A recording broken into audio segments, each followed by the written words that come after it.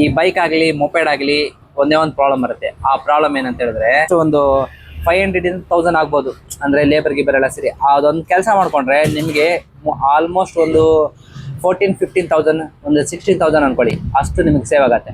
ಅದೇನಂತ ಹೇಳ್ತೀನಿ, ವಿಡಿಯೋ ನೋಡಿ ಕಂಟಿನ್ಯೂ. ಈ ಟೈಮಿಂಗ್ ಚೈನು ನೋಡಿ ಫುಲ್ ಹೋಗ್ಬಿಟ್ಟಿದೆ. ಇದು ಫುಲ್ ಲಕ ಲಕ ಲಕ ಲಕ ಲಕ ಸೌಂಡ್ ಬರ್ತಾ ಇತ್ತು. ಕೆಲವೊಂದು ಏನ್ ಮಾಡ್ತಾರೆ ಅಂತ ಹೇಳಿದ್ರೆ, ಕೆಲವೊಂದು ಸೌಂಡ್ ಬರ್ತಾ ಇದ್ದಾಗ ಪರವಾಗಿಲ್ಲ ಓಡಿಸಿ ಅಂತ ಹೇಳ್ತಾರೆ.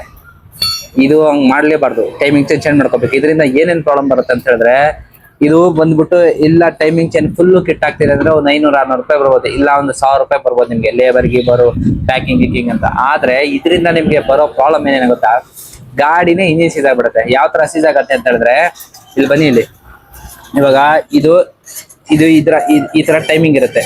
ಇದಕ್ಕೂ ಇಲ್ಲಿ ಟೈಮಿಂಗ್ ಕಾಣಿಸುತ್ತೆ. ಇಲ್ಲಿ ಕೂಡ ಪಕ್ಕ ಮೇಲ್ಗಡೆ ಟೈಮಿಂಗ್ ಇರುತ್ತೆ.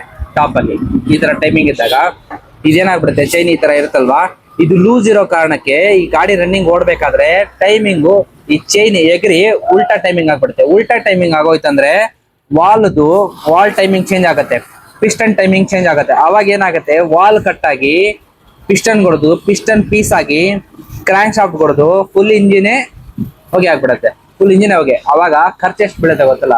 ಒಂದ್ಸಲ ಇಂಜಿನ್ ಬಿಚ್ಚಿದ್ರೆ ಖರ್ಚು ಎಷ್ಟು ಆಗುತ್ತೆ ಅಂತ ನಿಮ್ಗೂ ಗೊತ್ತು ಚೆನ್ನಾಗಿ. ಆಮೇಲೆ ಇಲ್ಲಿ ನೋಡಿ ವೀಲ್ಗಳಲ್ಲಿ ಇಲ್ಲಿ ನೋಡಿ, ಈ ವೀಲ್ಗಳಲ್ಲಿ ಇದೇ ಇಲ್ಲ, ಇಷ್ಟು ಸೌದಾಗಿದೆ ಇದು. ಮತ್ತೆ ಗಾಡಿ ಪಿಕಪ್ ಇಲ್ಲ ಅಂತ ಹೇಳ್ತಾ ಇದ್ರು ಕಸ್ಟಮರ್. ಕ್ಲಚ್ ಗೀಚ್ ಎಲ್ಲ ಫುಲ್ ಬರ್ನ್ ಆಗಿದೆ ನೋಡಿ, ಇಲ್ಲಿ ವೀಲ್ಗಳು ಈ ತರ ಕಾರಣಕ್ಕೋಸ್ಕರ ಗಾಡಿಗಳು ಸರ್ವಿಸಿಂಗ್ ಮೇಂಟೈನ್ ಮಾಡ್ಕೋಬೇಕು. ಸರ್ವಿಸಿಂಗ್ ಮೇಂಟೈನ್ ಮಾಡ್ಕೊಂಡಾಗ ಎವ್ರಿ 2000 ಕಿಲೋಮೀಟರ್ಗೆ ಕರೆಕ್ಟ್ ಆಗಿ ಸರ್ವಿಸಿಂಗ್ ಮೇಂಟೈನ್ ಮಾಡ್ಕೊಂಡಾಗ ಗಾಡಿ ಕರೆಕ್ಟ್ ಆಗಿರುತ್ತೆ, ಏನೋ ಪ್ರಾಬ್ಲಮ್ ಇರಲ್ಲ. ಇನ್ನೊಂದು ಏನಕ್ಕೆ ಈ ತರ ಟೈಮಿಂಗ್ ಚೆನ್ನಾಗಿ ಹೋಗುತ್ತೆ ಅಂತ ಅನ್ಕೊಂಡ್ರೆ, ಒಂದು ಗಾಡಿ ಜಾಸ್ತಿ ಓಡಿದಾಗ ಟೈಮಿಂಗ್ ಚೆನ್ನಾಗಿ ಹೋಗುತ್ತೆ, ಅಂದ್ರೆ ಗಾಡಿ ಹಳೇದಾಗ್ತಾ ಟೈಮಿಂಗ್ ಚೆನ್ನಾಗುತ್ತೆ. ಇನ್ನೊಂದು ಕೆಲವೊಂದು ಗಾಡಿಗಳಿಗೆ ಬೇಗನೆ ಟೈಮಿಂಗ್ ಚೆನ್ನಾಗುತ್ತೆ. ಯಾಕೆ ಅಂತ ಕೇಳಿದ್ರೆ, ಎವ್ರಿ 2000 ಸರ್ವಿಸ್ ಮಾಡಿ ಅಂತ ಹೇಳಿದ್ರೆ, ಶೋರೂಮ್ ಅಲ್ಲಿ ನನಗೆ 4000 ಸರ್ವಿಸ್ ಮಾಡಕ್ ಹೇಳಿದ್ದಾರೆ, 5000 ಸರ್ವಿಸ್ ಮಾಡಕ್ ಹೇಳಿದ್ದಾರೆ, 6000 ಸರ್ವಿಸ್ ಮಾಡಕ್ ಹೇಳಿದ್ದಾರೆ ಅಂತ ತುಂಬಾ ಜನ ಹೇಳಿದ್ದಾರೆ.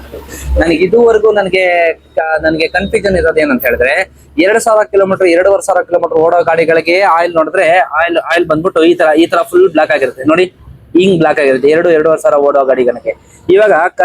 ಇವಾಗ ಶೋರೂಮ್ ಅಲ್ಲಿ ಹೇಳ್ತಾರೆ 5000 ಹೊಡಿಸಿ ಅಂತ. ಅದು ಯಾವ ಇದ್ರಲ್ಲಿ ಹೇಳ್ತಾರೆ ನನಗಂತೂ ಗೊತ್ತಿಲ್ಲ. 5000 ಗಾಡಿ ಓಡ್ತು ಅಂದ್ರೆ ಗಾಡಿನಲ್ಲಿ ಆಯಿಲ್ ಇರಲ್ಲ.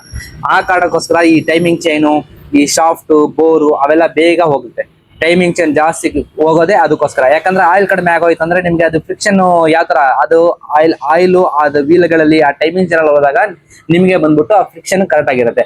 ಆಯಿಲ್ ಯಾವಾಗ ಕಡಿಮೆ ಆಗುತ್ತೆ, ಆ ಫ್ರಿಕ್ಷನ್ಗೆ ಆಯಿಲ್ ಸಾಕಾಗಲ್ಲ. ಅವಾಗ ಅದ್ರಲ್ಲಿರೋ ಇದೆಲ್ಲ ಪಾರ್ಟ್ಸ್ ಗಳೆಲ್ಲ ಸವಿತದೆ, ಅದಕ್ಕೆ ಟೈಮಿಂಗ್ ಚೈನ್ ಬೇಗ ಹೋಗುತ್ತೆ. ಅವಾಗ ಇಂಜಿನ್ ಸೌಂಡ್ ಬರೋದು, ಗಾಡಿ ಸ್ಮೋಕ್ ಬರೋದು ಅವೆಲ್ಲ ಬರುತ್ತೆ. ಸೊ ಇದನ್ನ ನೀಟಾಗಿ ಮೇಂಟೈನ್ ಮಾಡ್ಕೊಂಡ್ರೆ ನಿಮ್ಗೆ ಯಾವುದೇ ರೀತಿ ಪ್ರಾಬ್ಲಮ್ ಬರಲ್ಲ.